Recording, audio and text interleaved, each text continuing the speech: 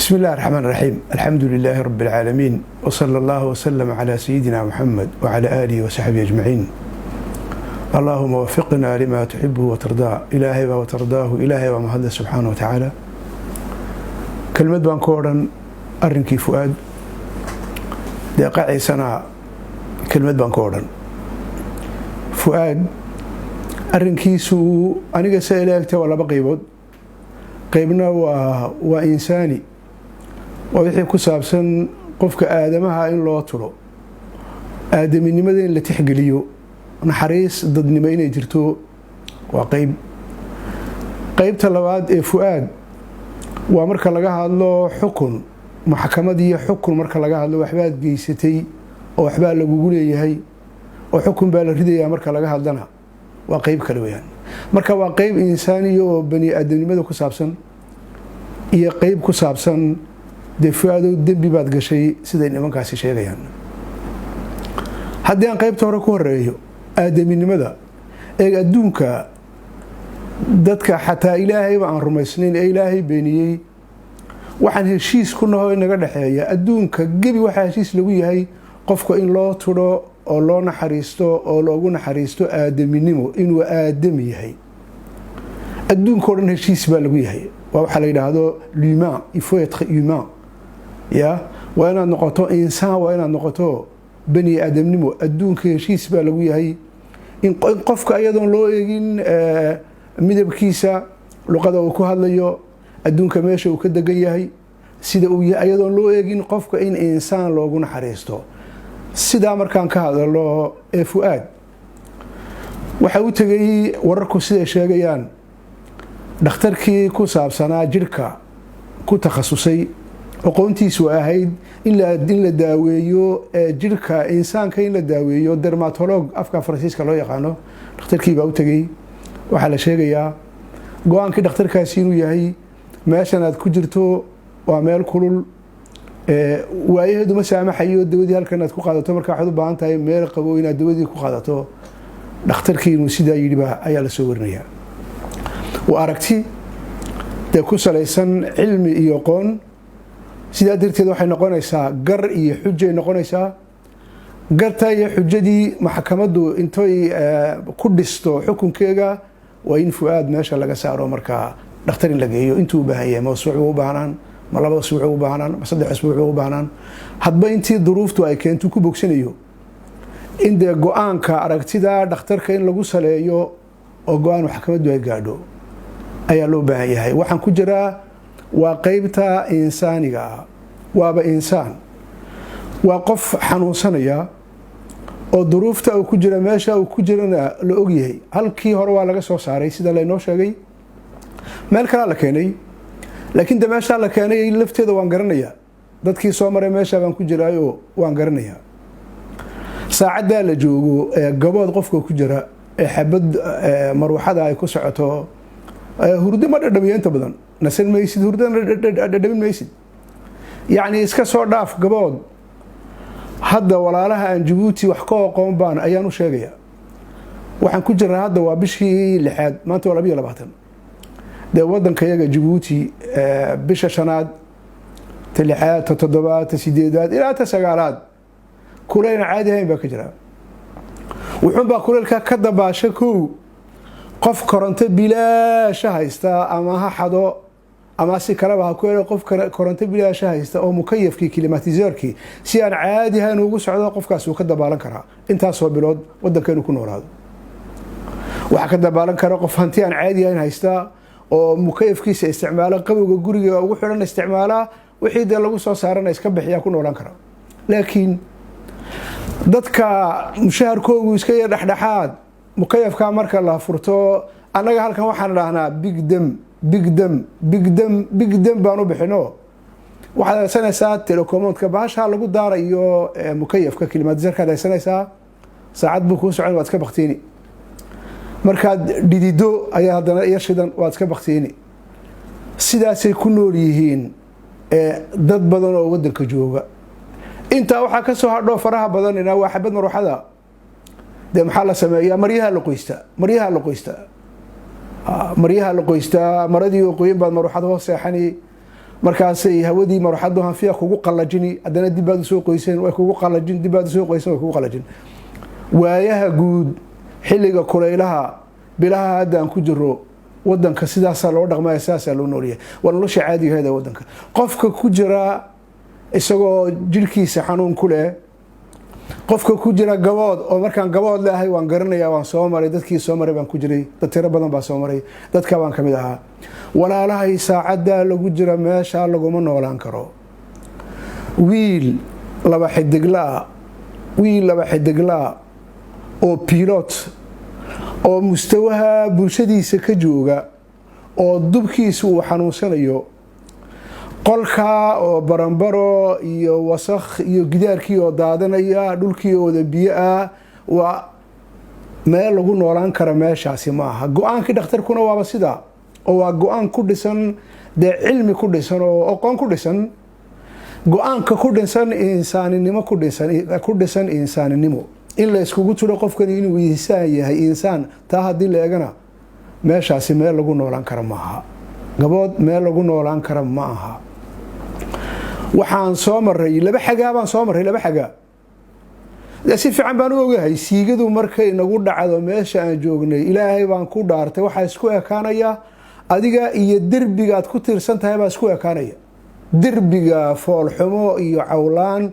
iyo adiga foolxumo iyo cawlaan waad isku ekaanaysiin adiga iyo derbigu qof buka oo jirkiisu xanuunsanayana waliba way ka saxag jirtaa marka la eego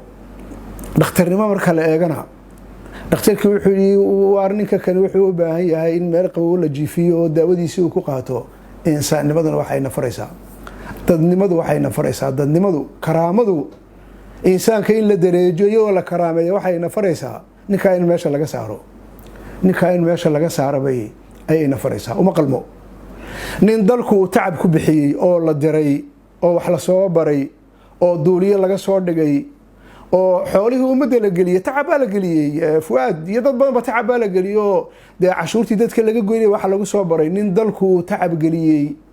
oo aqoon la soo geliyo duuliyaashu inagu yiriin meesha looma quro waliba isagoo xanuunsanaya meel loo quuri karo maaha marka insaaninimadu fuad arrinkiisaasi waa labo qaybna waa insaani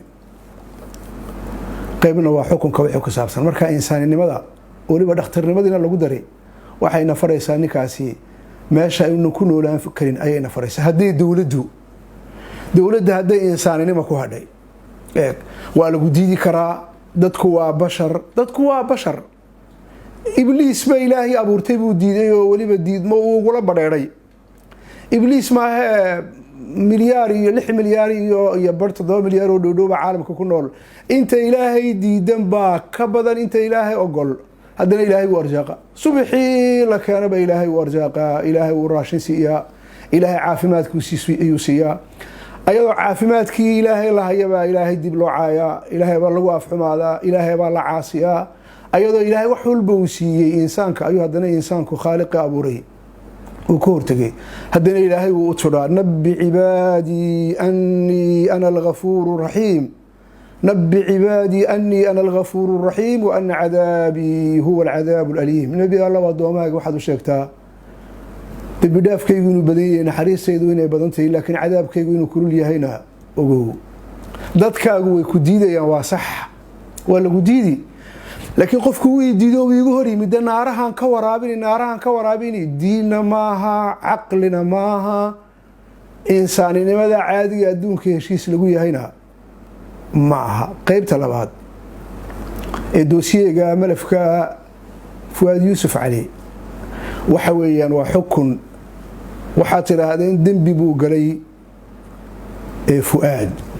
مشكلة ده ماشت على دي أدونك وحلا يقانا حتى دقن كينا وحلا يقانا لو وقف مركز ديدان قبصة ده حد ما صار حقلا ده حرار يدقن بالا وضرها واس كسيدا مركز صدح بالا نقونيا ولا وقف ولا سياسة لما نقف وين لو سمعوا قرصور وين لكلا بحيو وين لكلا سار لما نقف أيا كلا ساري قف لبدا قف سياسة قف ودحية وكنا أن تاجرين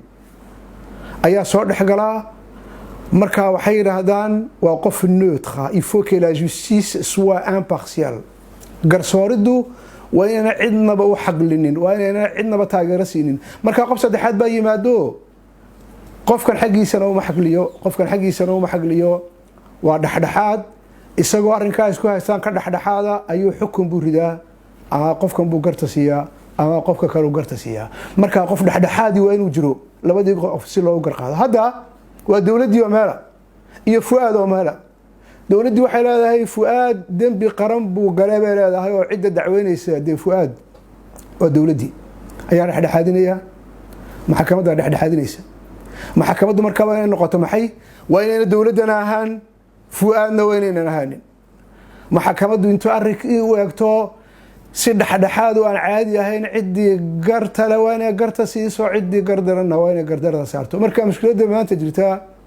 bulshada reer Djibouti cadaaladii bayna ku kalsoonayn ma dhaxdhaxaad baa cadaaladdu su'aasha saasa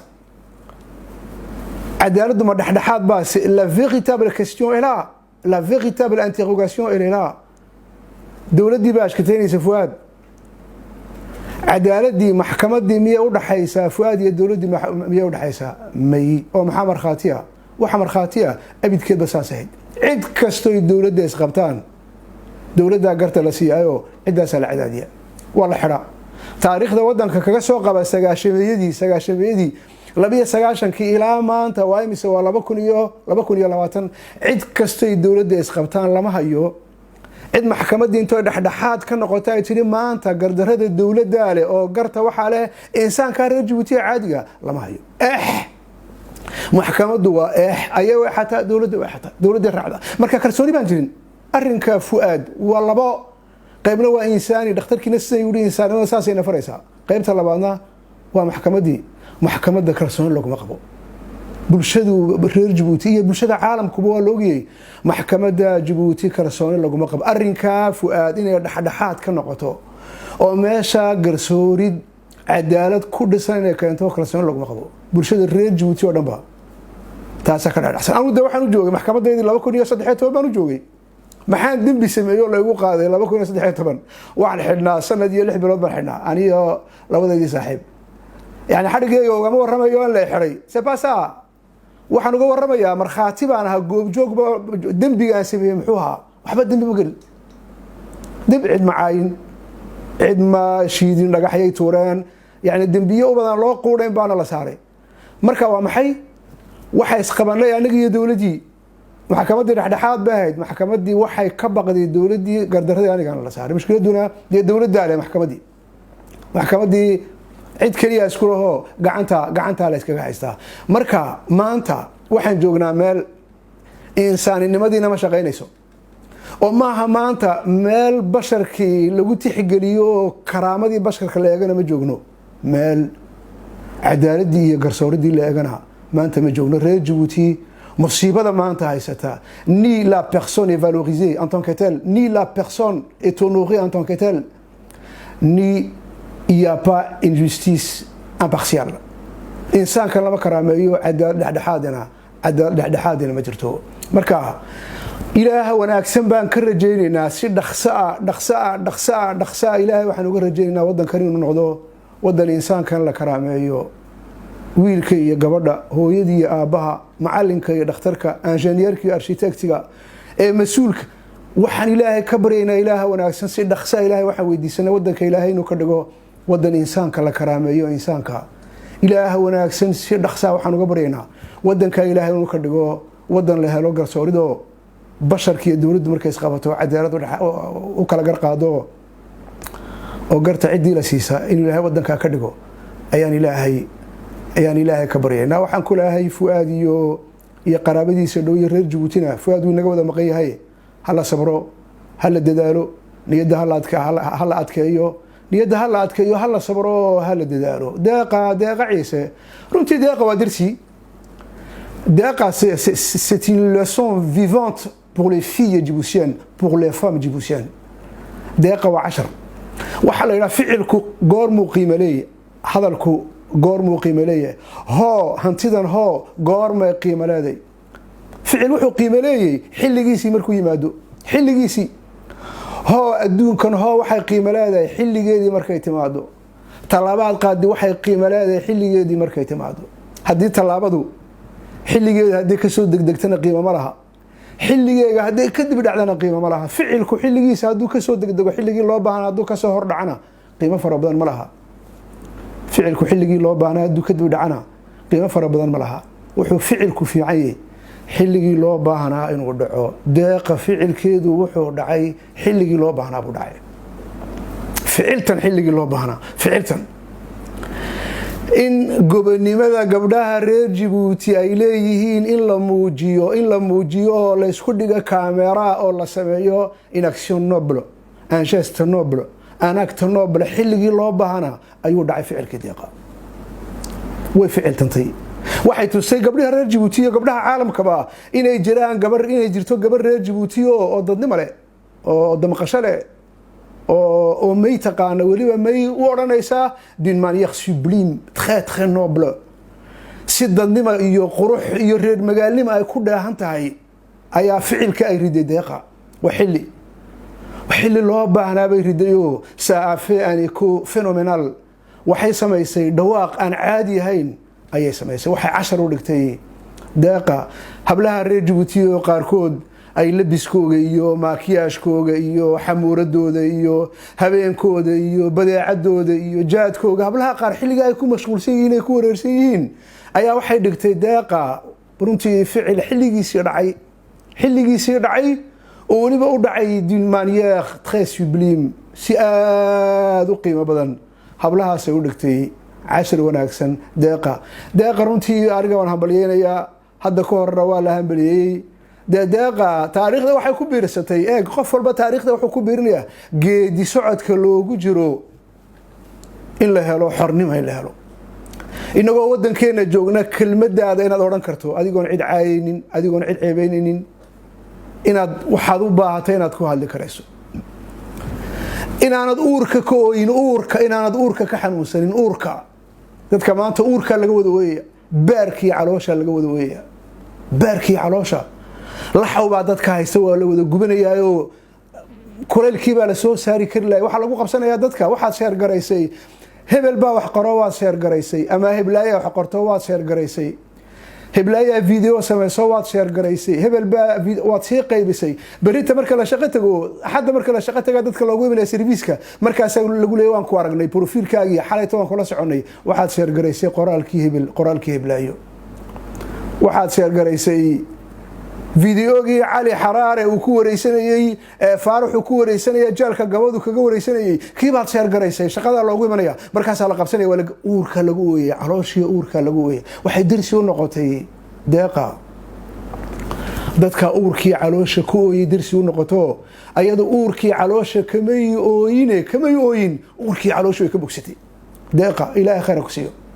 uurkii caloosha way ka bogsato iyadu way caafimaad qabtaayo way xorowday waxaan rabnaa wadankeena inagoo dhex joognaa inaan xorowno inaan nidhaahno kelmad xora oo ceeb la'aana oo cay la'aana oo dadnimada u khidmeynayso dadnimada iyo gobonimada taageeraysa inaan ku hadalna baan rabnaa runtii deeqa waa cashar gabdhaha waxaan ku leeyahay reer Djibouti iyo gabdhaha caalamkaaba deeqa la raaco deeqa lagu daydo mais véritablement deeqa constitue un exemple exemplaire si je me permets la redondance. Elle est un exemple exemplaire. waxay tahay deeqa tusaale nimada u cuntamo u qalma ayay tahay deeqa waxa la gabdhaha ka baxa il faut dépasser l'époque de maquillage et de bassesse xilliga la isku mashquulsan yahay maxaan isku caseeyaa maxaan isku cadeeyaa xilliga lagu mashquulsan yahay iska dhaafa imite deeqa way xorowdo deeqa waa gob waan habaryeynaa insha Allah taala waxaan sugeynaa insha Allah taala inagoo wada xora oo talaabadeena u xora oo hadalkeena u xora ya ilaahay ka rajeynaa barakallahu fiikum wa jazakumullahu khayran assalamu alaykum wa rahmatullah.